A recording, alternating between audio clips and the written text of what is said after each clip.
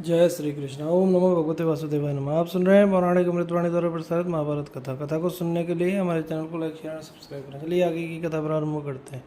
ऊंच और नीच वर्ण की प्राप्ति कराने वाले तथा बंधन मुक्ति एवं स्वर्ग देने वाले शुभाशुभ कर्मों का वर्णन। पार्वती ने पूछा, भगवान मेरे मन में एक संशय है। ब्रह्मा जी ने पूर्व काल में जिन 4 वर्णों की सृष्टि की है उनमें से वैश्य, क्षत्रिय अथवा ब्राह्मण कैसा कर्म करने के कारण शूद्र योनि को प्राप्त हो जाते हैं तथा शूद्र, वैश्य और क्षत्रिय किस प्रकार ब्राह्मणत्व को प्राप्त होते हैं? आप मेरी शंका का समाधान करें। महेश्वर ने कहा, देवी, ब्राह्मण होना बहुत कठिन है। ब्राह्मण, क्षत्रिय, वैश्य और शूद्र ये चारों वर्ण मेरे विचार से प्राकृतिक स्वभाव सिद्ध हैं।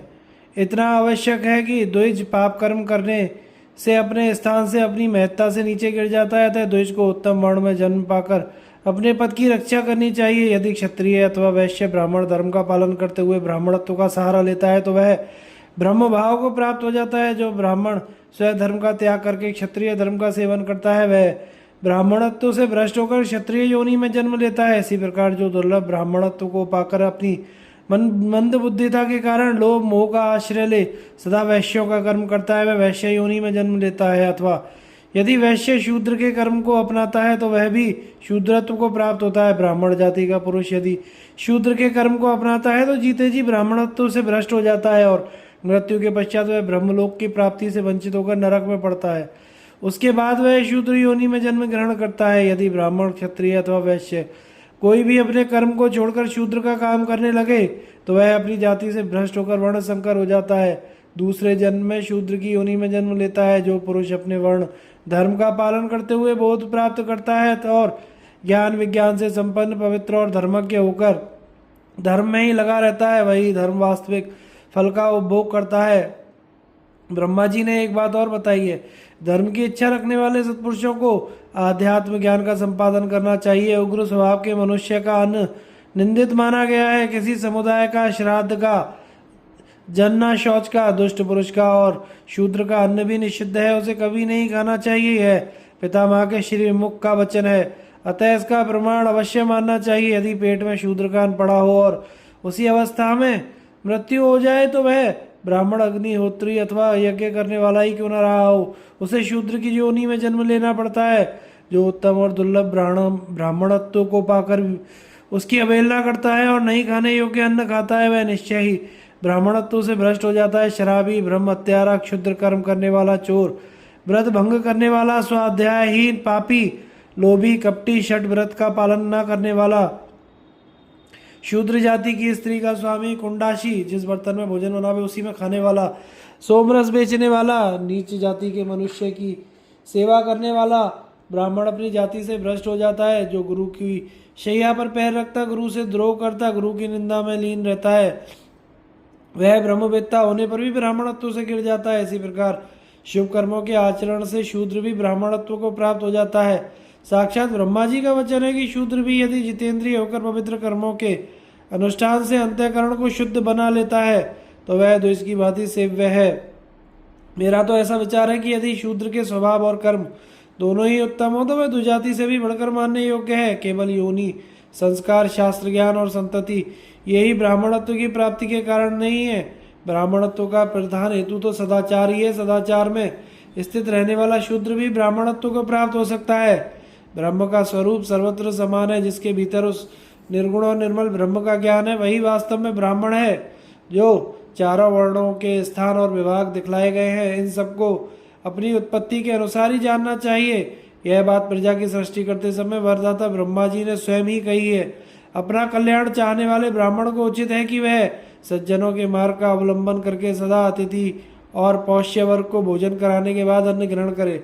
वेदोक्त पद का आश्रय लेकर उत्तम बर्ताव करे। गृहस्थ ब्राह्मण घर में रहकर प्रतिदिन संहिता का पाठ और शास्त्रों का स्वाध्याय करे। अध्ययन को जीविका का साधन न बनाए।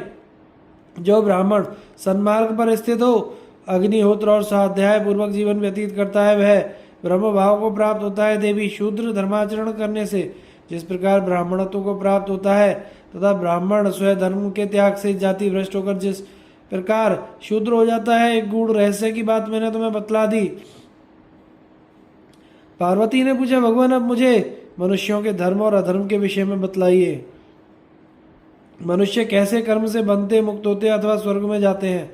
महेश्वर ने कहा, देवी तुम धर्म और अर्थ के तत्व को जानने वाली हो और निरंतर धर्म में संलग्न रहने वाली हो, इसीलिए तुमने यह सब प्राणियों के लिए हितकारी और बुद्धि बढ़ाने वाला प्रश्न किया है। अच्छा, अब इसका उत्तर सुनो। जो मनुष्य धर्म से उपार्जित किए हुए धन को भोगते और सत्य धर्म में परायण रहते हैं, वे स्वर्ग में जाते हैं।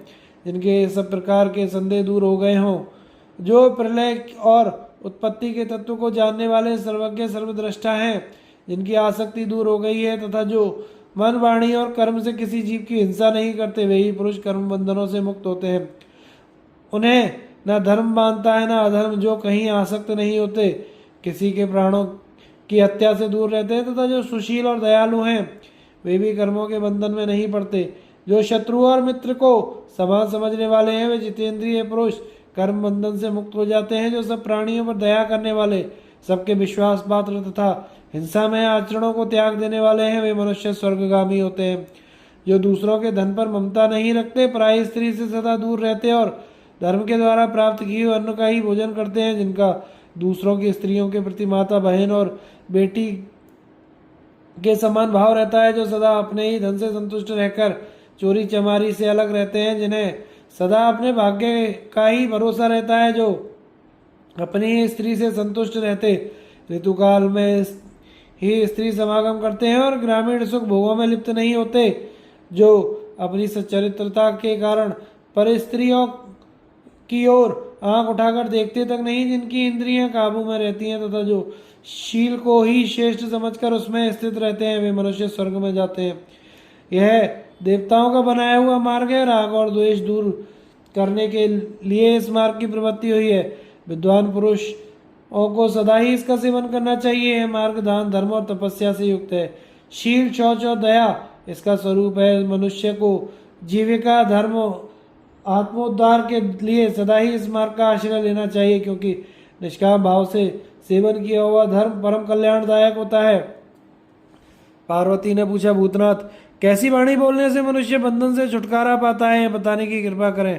महेश्वर ने कहा, जो मनुष्य अपने या दूसरे के लिए हंसी प्रयास में भी झूठ नहीं बोलते, आजीविका, धर्म अथवा किसी कामना के लिए असत्य भाषण नहीं करते, जिनकी वाणी मन को प्रिय लगने वाली, किसी को दुख न पहुंचाने वाली, पापपूर्ण विचारों से रहे तथा स्वागत सत्कार के भाव से युक्त रहती है, तथा जो कभी रूखी, कड़वी, निष्ठुरतापूर्ण बात मुंह से नहीं निकालते, वे सज्जन पुरुष स्वर्ग में जाते हैं।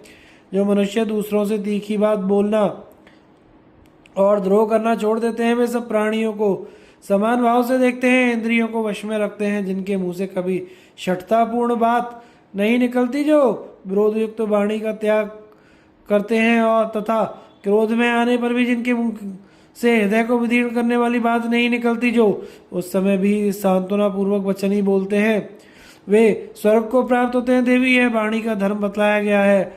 मनुष्यों को सदा ही इसका सेवन करना चाहिए। विद्वानों को सर्वदा शुभ और सत्य वचन बोलना और मिथ्या का त्याग करना उचित है। पार्वती ने पूछा, भगवान, मनुष्य कौन सा कर्म करने से दीर्घायु होता है और किस कर्म करने से उसकी आयु क्षीण होती है? संसार में कितने ही मनुष्य कुलीन होते हैं और कितने ही अकुलीन, कितने ही पंडित जान पड़ते हैं और कितने ही दुर्बुद्धि। इसी प्रकार बहुत तेरे ज्ञान विज्ञान से संपन्न एवं महान बुद्धिमान देखे जाते हैं। कितने ही लोगों पर छोटी मोटी बाधाएं आती हैं, कितने ही बड़ी बड़ी आपत्तियों का शिकार हुए रहते हैं। इसका क्या कारण है, यह सब बताने की कृपा करें। महेश्वर ने कहा, देवी, कर्म का फल जिस प्रकार उदय होता है और मृत्यु लोक के सभी मनुष्य जिस प्रकार अपनी अपनी करनी का फल भोगते हैं, वह सब बता रहा हूँ, सुनो। जो मनुष्य दूसरों का प्राण लेने के लिए हाथ में डंडा लिए सदा भयंकर रूप धारण किए रहता है, जो प्रतिदिन हथियार लेकर प्राणियों की हत्या किया करता है, जिसके भीतर दया नहीं होती, जो समस्त प्राणियों को सर्वदा उद्विग्न करता रहता है, जिसकी निर्दयता पराकाष्ठा को पहुंची हुई होती है, जो चींटी और कीड़ों को भी शरण नहीं देता, वह घोर नरक में पड़ता है। जिसका स्वभाव इसके विपरीत है, वह पुरुष धर्मात्मा रूपवान होता है। हिंसा प्रेमी मनुष्य अपने पाप कर्म के कारण दूसरों का वध, सब प्राणियों का अप्रिय तथा अल्पायु होता है। जिसका चित्त हिंसा में लगा होता है, वह नरक में गिरता है। जो हिंसा नहीं करता, वह स्वर्ग में जाता है। नरक में पड़े हुए जीव को बड़ी कठोर और भयानक यातना भोगनी पड़ती है। यदि कभी कोई नरक से छुटकारा पाता है तो मनुष्य योनि में जन्म लेता है, किंतु उसकी आयु थोड़ी ही होती है, क्योंकि जिसकी हिंसा में रुचि होती है वह अपने पाप कर्म से बद्ध होने के कारण सब प्राणियों का प्रिय और अल्पायु होता है। इसके विपरीत जो शुद्ध कुल में उत्पन्न जीव हिंसा से अलग रहने वाला है, जिसने शस्त्र और दंड का परित्याग कर दिया है, जिसके द्वारा कभी किसी की हिंसा नहीं होती, जो ना मारता, ना मारने की आज्ञा देता, ना मारने वाले का अनुमोदन करता है, जिसके मन में सब प्राणियों के प्रति भी दया दृष्टि होती है, ऐसा पुरुष देवत्व को प्राप्त होता है। अथवा यदि कदाचित मनुष्य का जन्म मिल जाए तो वह दीर्घायु और सुखी होता है। यह सत्कर्म अनुष्ठान करने वाले सदाचारी एवं दीर्घजीवी मनुष्यों का मार्ग है। जीव हिंसा का परित्याग करने से इसकी उपलब्धि होती है। स्वयं ब्रह्मा जी ने इस मार्ग का उपदेश किया है। स्वर्ग और नरक की प्राप्ति कराने वाले कर्मों का वर्णन। पार्वती ने पूछा, भगवान, किस प्रकार के शील, आचरण, कर्म और दान के द्वारा मनुष्य स्वर्ग में जाता है?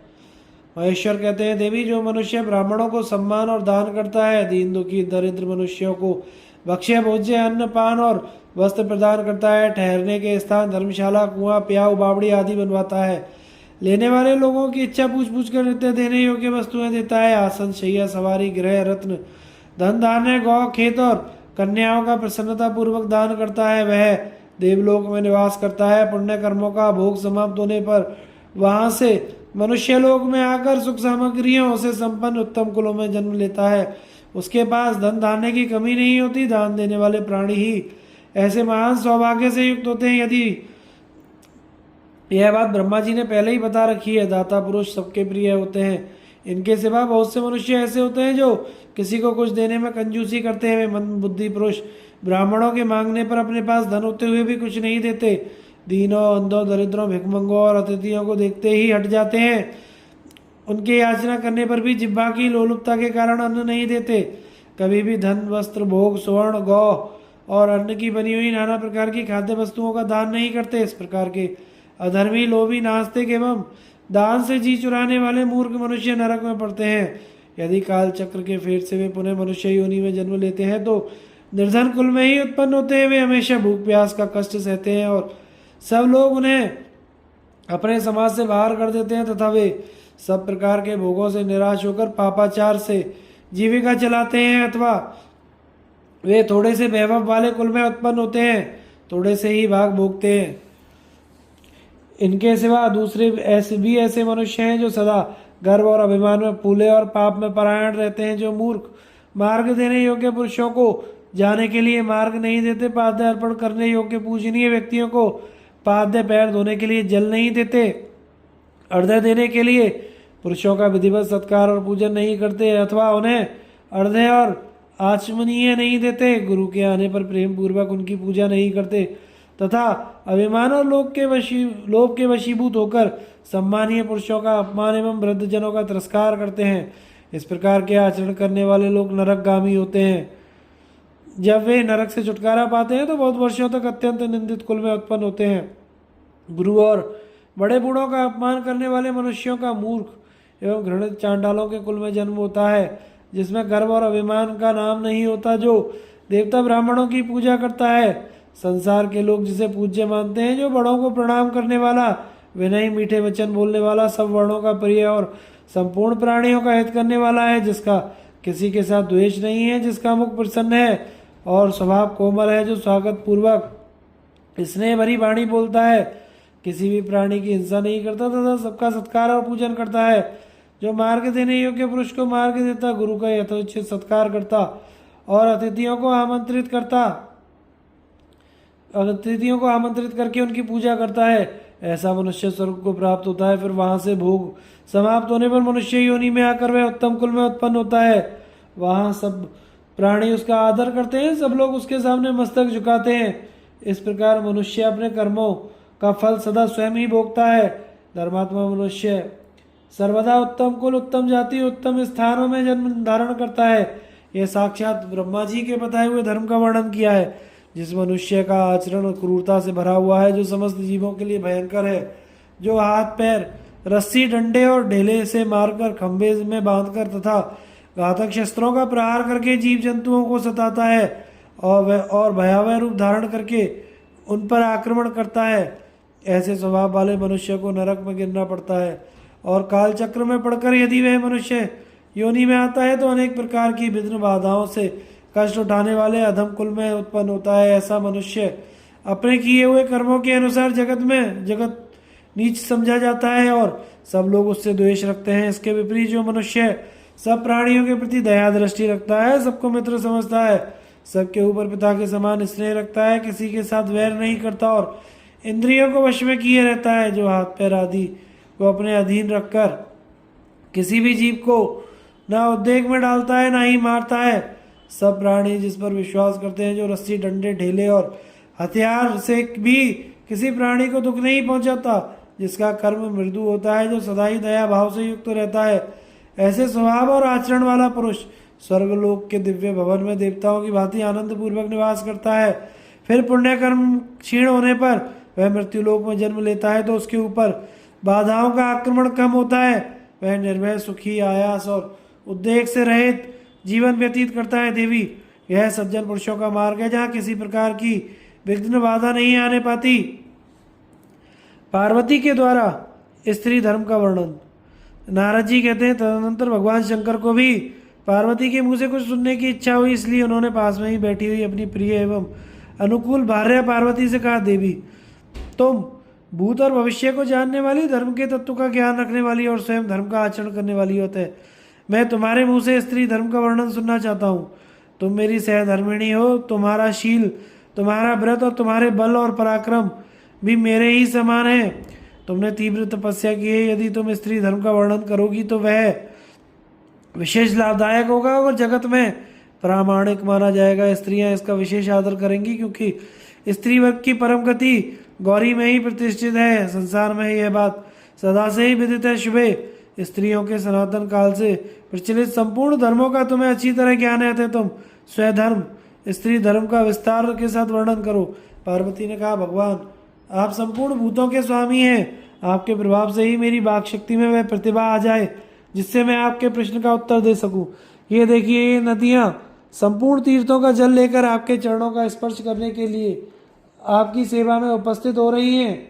इन सब के साथ सलाह करके मैं स्त्रियों के धर्म का वर्णन करूंगी। स्त्री का ही अनुसरण करती है, तो मैं इन उत्तम सरिताओं का सम्मान करूंगी। ये परम पवित्र सरस्वती नदी है जो सब नदियों में उत्पन्न है। सरिताओं में सबसे पहले इन्हीं का प्रादुर्भाव हुआ। ये समुद्र में मिली हुई है। इनके सिवा ये विपाशा, वितस्ता, चंद्रभागा, ऐरावती, शतद्रु, देविका, सिंधु, कौशिकी, गौतमी, गोदावरी भी यहाँ विराजमान है। समस्त सरिताओं में श्रेष्ठ और संपूर्ण तीर्थों के जल से संपन्न ये देव नदी गंगा जी हैं, जो आकाश से भूमि पर उतर आई हैं। महादेव जी की से यूँ कहकर पार्वती जी ने स्त्री धर्म के ज्ञान में कुशल गंगा आदि श्रेष्ठ नदियों से किंचित मुस्कुराते हुए पूछा, सरिताओं, भगवान शंकर ने मुझसे स्त्री धर्म के विषय में प्रश्न किया है, मैं आप लोगों से सलाह लेकर उनके प्रश्न का उत्तर देना चाहती हूँ। इस प्रकार जब पार्वती जी ने उन परम पवित्र और कल्याणमयी सरिताओं से प्रश्न किया तो सबने मिलकर देव नदी गंगा को ही सम्मानित करके उन्हें उत्तर देने के लिए नियुक्त किया। तब नाना प्रकार की बुद्धियों से संपन्न स्त्री धर्म को जानने वाली, पाप का भय दूर करने वाली, परम पवित्र और सब धर्मों में कुशल विनयशील गंगा जी मुस्कुराकर गिरजा कुमारी उमा से बोली, देवी, तुम धर्म में तत्पर रहने वाली और संपूर्ण जगत की पूजनीय हो। तुम जो प्रश्न करके मुझ जैसी एक साधारण नदी का आदर कर रही हो, इससे मैं अपने को धन्य और अनुग्रहित समझती हूँ।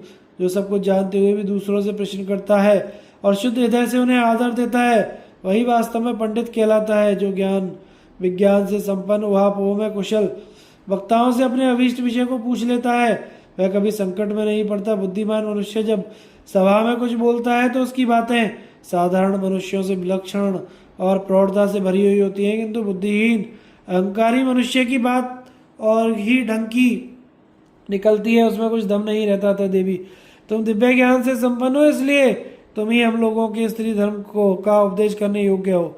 इस प्रकार गंगा जी ने जब बहुत से गुणों का बखान करके पार्वती जी की प्रशंसा की तो उन्होंने कहा, देवी, मुझे स्त्रियों के धर्म का जैसा ज्ञान है उसके अनुसार विधिवत वर्णन करती हूँ, तुम ध्यान देकर सुनो। विवाह के समय कन्या के भाई बंधु पहले ही उसे स्त्री धर्म का उपदेश कर देते हैं। जब वह अग्नि के समीप अपने पति की सहधर्मिणी बनती है, जिसके स्वभाव, बातचीत, आचरण उत्तम हो, इसको देखने से भी पति को सुख मिलता हो। जो अपने पति के सिवा दूसरे किसी पुरुष में मन नहीं लगाती और स्वामी के समक्ष सदा प्रसन्न मुख बनी रहती है, वह स्त्री धर्माचरण करने वाली मानी गई है। जो साध्वी स्त्री अपने स्वामी को सदा देवतुल्य समझती है, वही धर्मपरायण और वही धर्म के फल की भागनी होती है। जो पति को देवता के समान सेवा शुश्रूषा और परिचर्या करती, पति के सिवा किसी से हार्दिक प्रेम नहीं करती, कभी रंज नहीं होती और उत्तम व्रत का पालन करती है। जो पुत्र के मुख की भांति स्वामी के मुख की ओर सदा निहारती रहती है और नियमित आहार का सेवन करती है, वह साध्वी स्त्री धर्माचारिणी है। पति और पत्नी को एक साथ रहकर धर्म का आचरण करना चाहिए। इस मंगलमय दाम्पत्य धर्म को सुनकर जो स्त्री धर्मपरायण हो जाती है, वह पति के समान व्रत का पालन करने वाली पतिव्रता है। साध्वी स्त्री सदा अपने पति को देवता के समान देखती है। पति और पत्नी का यह सहधर्म साथ साथ रहकर धर्माचरण करना रूप धर्म परम मंगलमय है। जो अपने हृदय के अनुराग के कारण स्वामी के अधीन रहती है, अपने चित्त को प्रसन्न रखती है, उत्तम व्रत का पालन करती है और देखने में सुखदायक सुंदर वेश धारण किए रहती है, जिसका चित्त अपने पति के सिवा और किसी का चिंतन नहीं करता, वह प्रसन्न वदन रहने वाली स्त्री धर्मचारिणी मानी गई है। जो स्वामी के कठोर वचन कहने या क्रूर दृष्टि से देखने पर भी प्रसन्नता से मुस्कुराती रहती है, वही स्त्री पतिव्रता है। स्त्री पति के सिवा दूसरे किसी पुरुष की ओर देखना तो दूर रहा, जो पुरुष के समान नाम धारण करने वाले चंद्रमा, सूर्य और किसी वृक्ष की ओर दृष्टि भी नहीं डालती, वही पतिव्रत धर्म का पालन करने वाली है। जो नारी अपने दरिद्र, रोगी, दीन अथवा रास्ते की थकावट से खिन्न हुए पति की पुत्र के समान सेवा करती है, उसी को धर्म का पूरा पूरा फल मिलता है। जो स्त्री अपने हृदय को शुद्ध रखती, गृह कार्य में कुशल होती, पति से प्रेम करती है और पति को ही अपने प्राण समझती है, वही धर्म का फल पाने की अधिकारिणी होती है। जो प्रसन्न चित्त से पति की सेवा शुश्रूषा में लगी रहती है, पति के ऊपर पूर्ण विश्वास रखती है और उसके साथ विनय युक्त बर्ताव करती है, वह नारी धर्म का फल पाती है। जिसके हृदय में पति के लिए जैसी चाह होती है, वैसी काम, भोग और ऐश्वर्य और सुख के लिए भी नहीं होती। जो प्रतिदिन प्रातःकाल उठने में रुचि रखती, गृह के कामकाज में योग देती, घर को झाड़ बहार कर उसे गाय के गोबर से लीप पोत कर स्वच्छ बनाने रखती है, जो पति के साथ रहकर नित्य अग्निहोत्र करती, देवताओं को पुष्प और बलि अर्पण करती तथा देवता, अतिथि और सास ससुर आदि पौष्य वर्ग को भोजन देकर न्याय और विधि के अनुसार शेष अन्न का स्वयं भोजन करती है तथा घर के लोगों को हष्टपुष्ट एवं संतुष्ट रखती है, वही स्त्री नारी धर्म का पालन करने वाली है। जो उत्तम गुणों से युक्त होकर सदा सास ससुर के चरणों की सेवा में संलग्न रहती, माता पिता के प्रति भक्ति रखती, वह स्त्री तपस्विनी मानी गई है। जो ब्राह्मणों, दुर्बलों, अनाथों, तीनों, अंधों और कंगालों को अन्न देकर उनका पालन पोषण करती है, उसे पतिव्रत धर्म का फल प्राप्त होता है। जो प्रतिदिन उत्तम व्रत का पालन करती है, पति में ही मन लगाती है और निरंतर पति के हित के साधन में लगी रहती है, उसे पतिव्रता समझना चाहिए। जो नारी पतिव्रत धर्म का पालन करती हुई स्वामी की सेवा में तत्पर रहती है, उसका यह कार्य महान पुण्य, बड़ी भारी तपस्या और अक्षय स्वर्ग का साधन है। पति ही स्त्रियों का देवता, पति ही उनका बंधु बांधव और पति ही उनकी गति है। नारी के लिए पति के समान ना दूसरा कोई सहारा है, ना दूसरा कोई देवता। एक और पति की प्रसन्नता और दूसरी ओर स्वर्ग, ये दोनों नारी की दृष्टि में समान हो सकते हैं या नहीं, इसमें संदेह है। मेरे प्राणनाथ महेश्वर, मैं तो आपको अप्रसन्न रखकर स्वर्ग भी नहीं चाहती। पति दरिद्र हो जाए, किसी रोग से गिर जाए, आपत्ति में फंस जाए, शत्रुओं के बीच में पड़ जाए अथवा ब्राह्मण के शाप से कष्ट पा रहा हो और उस अवस्था में वह ना करने योग्य कार्य, अधर्म अथवा प्राण त्याग देने की भी आज्ञा दे, तो उसे आपत्ति काल का धर्म समझकर निशंक भाव से तुरंत पूरा करना चाहिए। भगवान, आपकी आज्ञा से मैंने यह स्त्री धर्म का वर्णन किया है। जो स्त्री ऊपर बताए हुए अनुसार अपना जीवन बनाती है, वह पतिव्रत धर्म के फल की भागनी होती है। पार्वती जी के इस प्रकार नारी धर्म का वर्णन सुनकर देवाधिदेव महादेव ने उनकी बड़ी प्रशंसा की और वहाँ अनुचरों के साथ आए हुए सब लोगों को जाने की आज्ञा दी। तब समस्त भूतगण, सरिताएं, गंधर्व अप्सराएं भगवान शंकर को प्रणाम करके अपने अपने स्थान को चली गई। भगवान श्री कृष्ण के महात्म्य का वर्णन। ऋषियों ने कहा, विश्ववंदित भगवान शंकर, अब हम वसुदेव का महात्म्य श्रवण करना चाहते हैं। महेश्वर ने कहा, मुनिवरों, भगवान श्री कृष्ण ब्रह्मा जी से भी श्रेष्ठ है। वे सनातन पुरुष श्री हरि कहलाते हैं। उनके शरीर की कांति जाम्बूनद नामक स्वर्ण के समान दैदीप्यमान है। वे बिना बादल के आकाश में उदित सूर्य के समान तेजस्वी हैं। उनकी भुजाएं 10 हैं और उनका तेज महान है। वे देवताओं के शत्रु भूत दैत्यों का नाश करने वाले हैं। उनके वक्षस्थल में श्री वस्त्र का चिन्ह शोभा पाता है।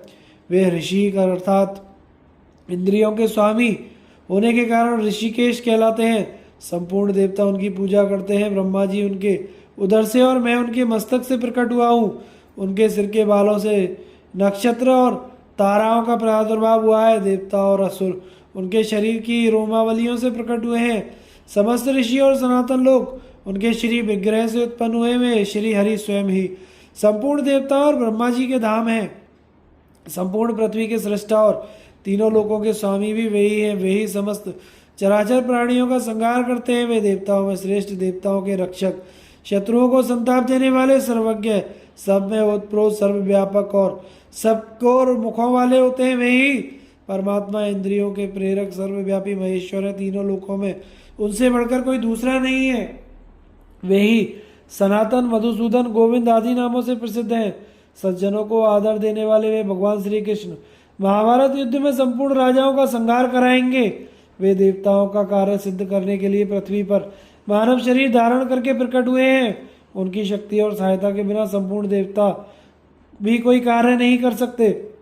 संसार में नेता के बिना देवता कोई भी कार्य करने में असमर्थ है। यह भगवान श्री कृष्ण सब प्राणियों के नेता हैं, इसलिए समस्त देवता उनके चरणों में मस्तक झुकाते हैं। देवताओं की रक्षा और उनके कार्य साधन में संलग्न रहने वाले वे भगवान वासुदेव ब्रह्म स्वरूप हैं। वे ही ब्रह्म ऋषियों को सदा शरण देते हैं। ब्रह्मा जी और मैं दोनों ही उनके शरीर के भीतर उनके गर्भ में बड़े सुख के साथ रहते हैं। उनके श्री विग्रह में संपूर्ण देवता भी सुखपूर्वक निवास करते हैं। उनकी आंखें कमल के समान सुंदर हैं। उनके गर्भ वक्षस्थल में लक्ष्मी का वास है। वे सदा लक्ष्मी के साथ निवास करते हैं। शांग्र, धनुष, सुदर्शन चक्र और नंदक नामक खड़ग उनके आयुध हैं। उनकी ध्वजा में गरुड़ का चिन्ह है। वे उत्तम शील, शम, दम, पराक्रम, वीर है। सुंदर शरीर, उत्तम दर्शन, सुडौल आकृति, धैर्य, सरलता, कोमलता, रूप, बल और सद्गुणों से संपन्न है। इस प्रकार के दिव्य और अद्भुत अस्त्र शस्त्र उनके पास सदा मौजूद रहते हैं। वे योग माया से संपन्न और हजारों नेत्रों वाले हैं।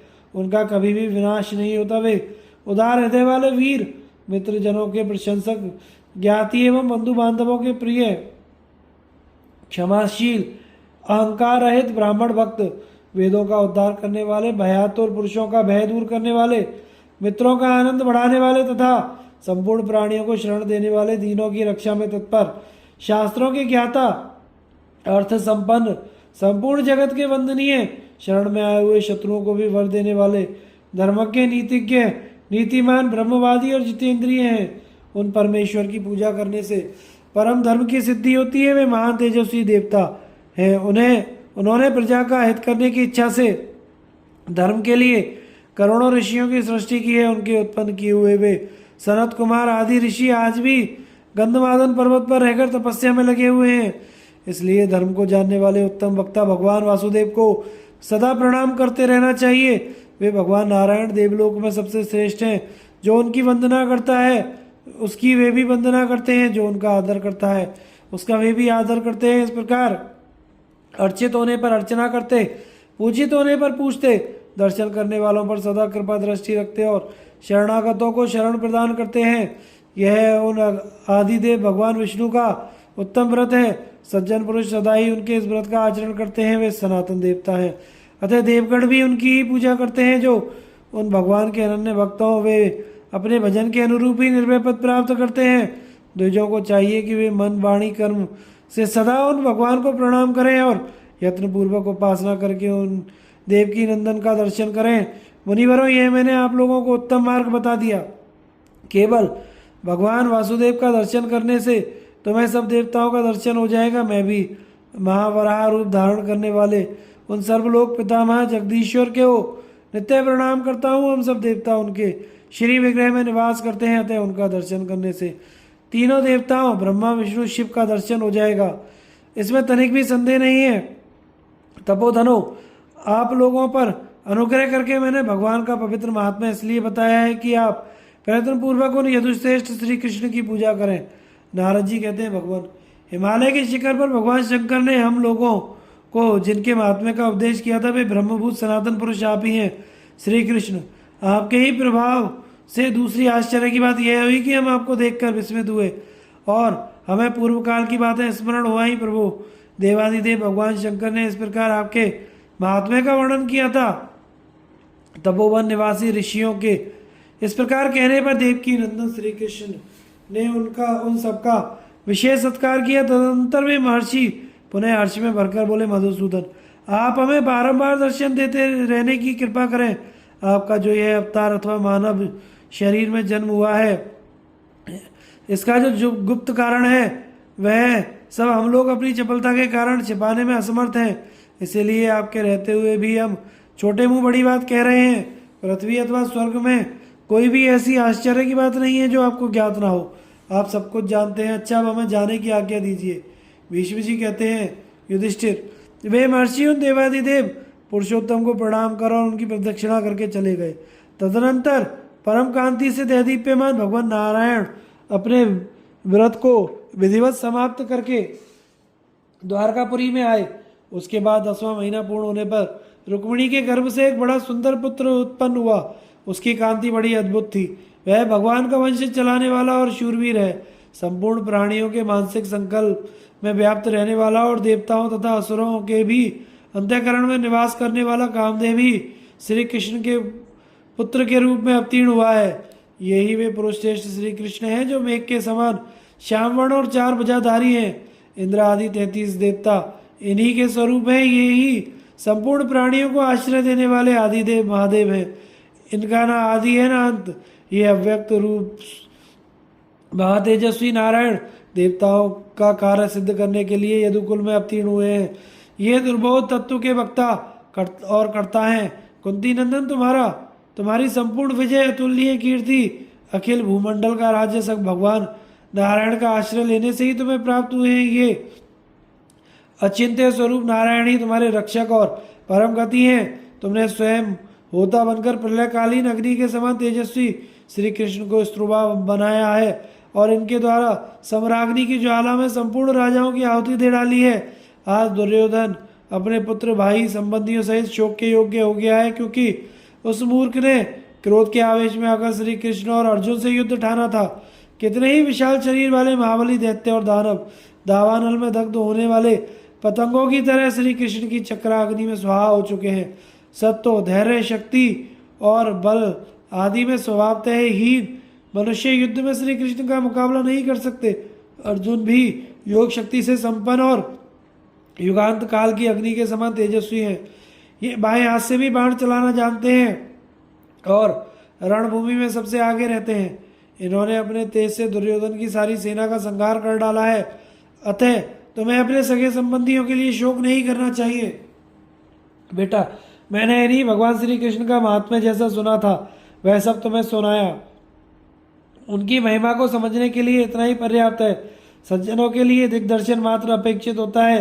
मैंने व्यास जी और बुद्धिमान नारद जी के वचन सुनकर परम पूज्य श्री कृष्ण और महर्षियों का महान प्रभाव बतलाया है। साथ ही शिव पार्वती संवाद का भी वर्णन किया है। जो महापुरुष श्री कृष्ण के इस प्रभाव को सुनेगा, याद रखेगा, उसको परम कल्याण की प्राप्ति होगी। अतः जिसे कल्याणकारी इच्छा हो उस पुरुष को जनार्दन की शरण लेनी चाहिए। ब्राह्मण भी इन्हीं अक्षय परमात्मा की स्तुति करते हैं। राजन, तुम सदा धर्मपूर्वक प्रजा का पालन करते रहो। प्रजा की रक्षा के लिए जो दंड का उचित उपयोग किया जाता है वह धर्म ही कहलाता है। भगवान शंकर का पार्वती जी के साथ जो धर्म विषयक संवाद हुआ था उसे इन सत्पुरुषों के निकट मैंने तुम्हें सुना दिया।